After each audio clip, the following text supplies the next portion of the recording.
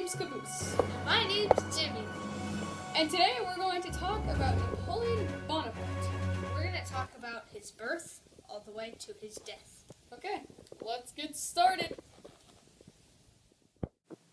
Napoleon was born August 15th, 1769, Corsica, France. Napoleon had 5 siblings. His family was very poor, though. As a child, Napoleon hung out with the guards, and his favorite toy was a toy cannon that actually shot. Wow, that sounds extremely dangerous. It probably was. Anyways, Napoleon decided he wanted to go to la militaire. At the age of 9, his dad took him to Paris for military school. At military school, Napoleon found out he had a gift for math and led his team to victory in the little snowball tournaments they had there. When Napoleon finally graduated military school in 1785, the people of France were growing restless. France was ripping itself apart. Revolution was in the air. But for Napoleon, this was his opportunity to show his military expertise. As for now, all he was a second lieutenant, but on one fateful day, Napoleon was assigned to protect a mansion that a large mob were trying to destroy.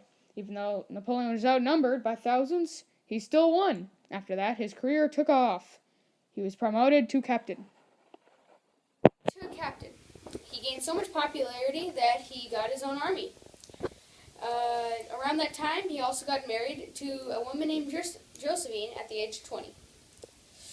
After he got married, he recruited enough men to invade Italy. He did so and won.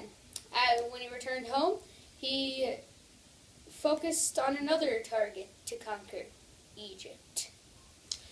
When he landed in Egypt, his fleet was quickly destroyed by the British, which meant no supplies or reinforcements for Napoleon and his army. The British also put up a blockade around Egypt, which meant they can't escape either. Wow, the British pulled a dirty trick.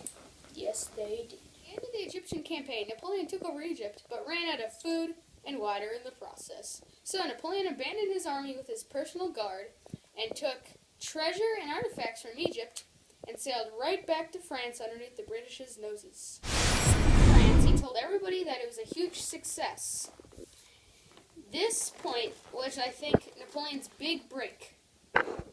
He later divorced his wife and married Mary Louise, a royal from Austria. They had one child, Napoleon II. That's a cheap name. I know, right? He got assigned into the government, and even later, the King of France. After 4 years of being the king, he let his brother be the king while he started his Russian campaign.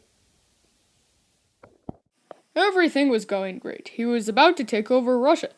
But the winter came, and Napoleon was not prepared. This was his first major loss. He had to surrender and was banished to a small island named Elba. Weird name, right? In 1815, he escaped the island. He went straight for France. He got enough troops and took over Persia. But British forces, combined with Persian forces, attacked him, and he had to surrender again at the famous Battle of Waterloo. He was banished to another island, and on this island he tried to escape but failed. He was sent back to the island, and he got very sick, and he was growing weaker and weaker. On May 15th, 1821, Napoleon sadly died. Okay, that's it for this episode. Come back next week to see Ancient Aliens. Did aliens build the pyramids? Okay, that's it for tonight. See you later.